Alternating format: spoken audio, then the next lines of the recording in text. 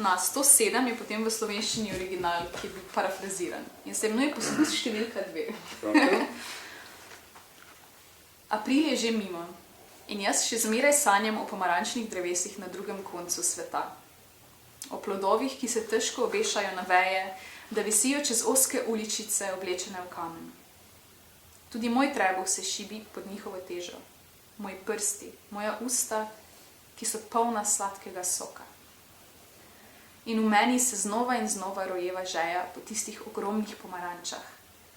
Da bi nohte zakopala pod njihov plašč, da bi mi po prstih spolzel nektar, da bi prekril vse žile na mojem zapestju, da bi me po njem pekle ustnice in mislim, da me tudi to ne bi nasitilo.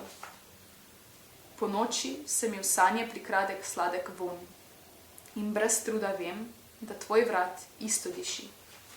In čez dan me rop rokava majice poboža po rokah in moje telo se zdrzne v spomin, kjer si s konicami prstov narisala kriv moje zapestja, moje roke, dlani, polne dotikov. In sanjam o pomarančnem soku, ki ti teče po bradi. In v sanjah lovim vse kapljice z oranžno žejo, z željo, da se nasitim. Priznam, moja usta so suha in dlani prazne in čakanju nate odklanjam vsako pomarančo, ki mi jo ponudijo in čakam in čakam in čakam, da prideš in da moj jezik spet okusi nežno sladkost, da so moje ustnice spet voljne in moja usta odprta v pričakovanju na tisti prvi sočen ugriz.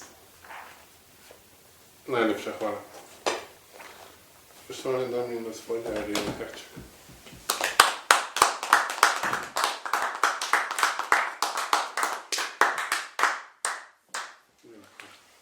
Hvala, Gregor. Dobro si me zaslišal. Ja?